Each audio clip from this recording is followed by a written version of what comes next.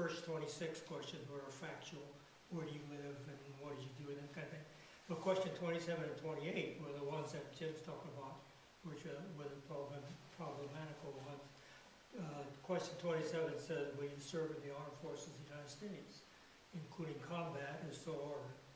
And question 28 said, will you forswear any allegiance to the Emperor of Japan and pledge your allegiance to the United States? Well, you know, that seemed like a simple thing. You know, somebody in Washington said, oh, sure. They'll just say, yes, yes, let them go.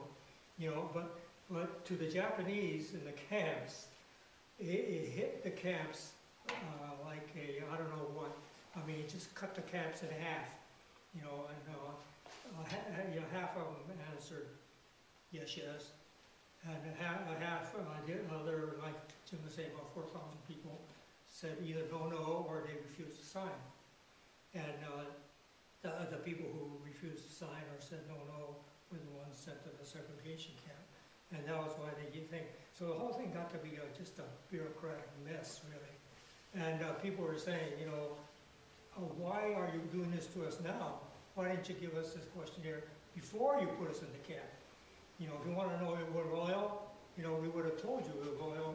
You know, but now we're in camp, and you're asking us to do this, and so we refuse, or you know, right. And so that's what caused us to split the camp, and that was the reason for the questionnaire.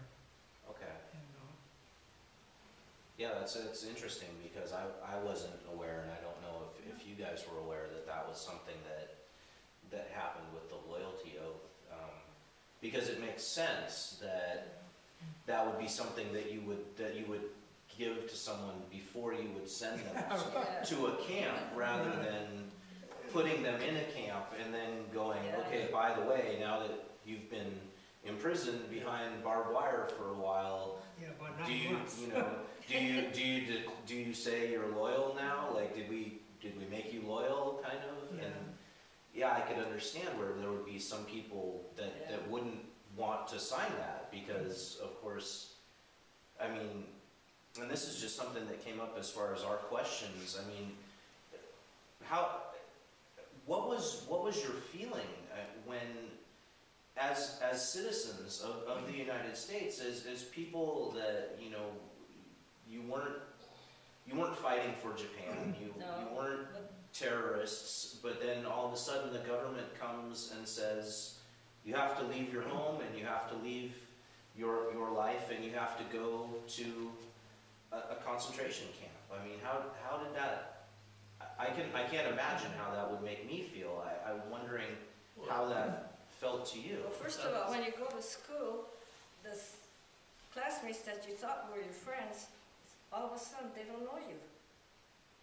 We went to school and as a, we had BO or we did some crime or we did something, and the students, they just ostracized us, and that in itself hurt, because we thought, we had friends among the classmates, and then they turn against you, not knowing that. But when you go to the store to buy groceries, they look at you, what are you doing here? Well, I came to buy food. That kind of a feeling. It's kind of like 9/11. When the attack happened, well, tremendous fear set into the country. I mean, and so, in a lot of respect, I think fear was the real enemy, because fear makes you do things and act in a particular way. So the general public, for the most part, although there were individuals that always stood out, that kind of were able to move away from maybe the natural instincts of being fearful. So fear makes people act in ways that... I think the other thing too, like she said, fear. Okay, now what happened when the war broke out?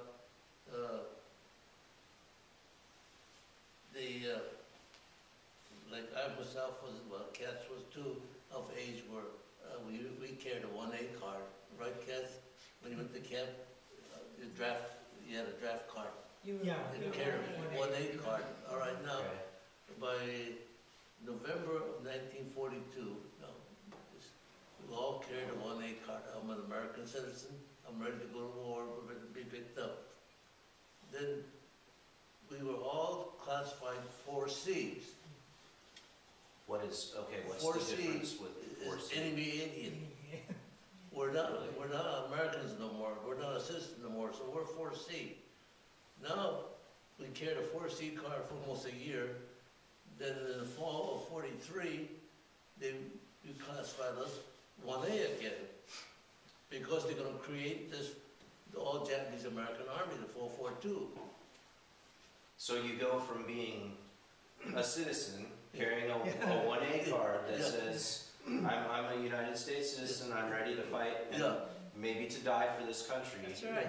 to being an enemy Enemy. alien. Yeah. And then, because they create the 442, That's right. the Japanese regiment, they want then to classify you as a citizen again, 1A. so 1A again, so that you can go back and fight for the country again. but the thing is, the nutshell is, like, I don't know if Cass had an older brother, I had an older brother, like there was three of us in our family, the three boys were draftable age.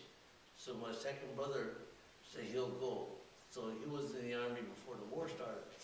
Okay. Okay, now, he was in Camp Roberts by the time of his principal. And from there, he was shipped into Fort Riley, Kansas. And when he got to Fort Riley, Kansas, they stripped him of their arms. They had their sidearms, rifle, and bayonet, right? So he was already a soldier, but He then was- when he the was war an American broke out, soldier. they Yeah. And told him meantime- you're not. Yeah, a but the soldier thing is, anymore." the irony of the whole thing is, okay, suppose you were a Japanese descent there, and they took it away from you, and then you're marching on the parade ground with a wooden gun, and I'm marching with a real gun. You were still a soldier, happened. You're but still a soldier, Just but they to- took yeah, away your Yeah, gun. that's right. That's right. And then It goes to cleaning the, up camps, picking up cigarette butts and that kind of stuff. really? You know, Yeah, then the President Roosevelt happened to come to Fort Riley, Kansas for one day visit for some reason or other, and all the Japanese American soldiers were all rounded up by MP. Now they're soldiers with uniform on, with a gun point, they held them in the corner there. All the time Roosevelt was there, but a machine gun MP was guarding them.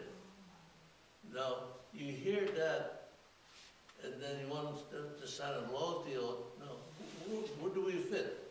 Right.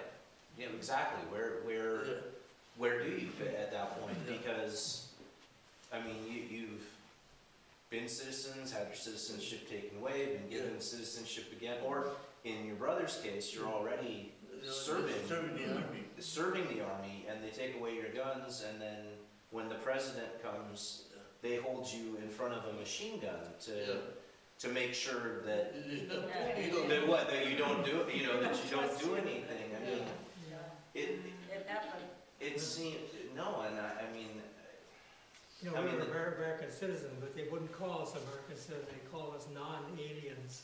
Can you imagine? so you're a citizen and you're an We're non-alien. non-aliens. Yeah. We're not American citizens, we're non-alien. We were not aliens, you see, Okay. so they call us non-aliens. do you understand though what an alien is? I mean, because nowadays Yes. you think an alien from outer space. No, we understand. But, no, I think we understand. Yeah, I mean everybody is clear on what you mean by an alien. Yeah, but I mean- So, when they had the evacuation order, it says aliens and non-aliens alike. They couldn't bring themselves to say aliens and American citizens will go to camp, so. so it sounds like it was very like there was definitely some political Oh, yeah. maneuvering behind the way that they did that. And I mean, when you were first told you had to go to camp, I mean, how long of a period of time did you have to get ready to leave? I mean, were you 2 weeks. 2 weeks? Yeah, actually, but we didn't know when the executive order was written, we didn't know what was going to happen. It's up to the army, see. And we were never notified saying that we may be evacuated, this and that. But they told us that keep on planting your crop, don't stop.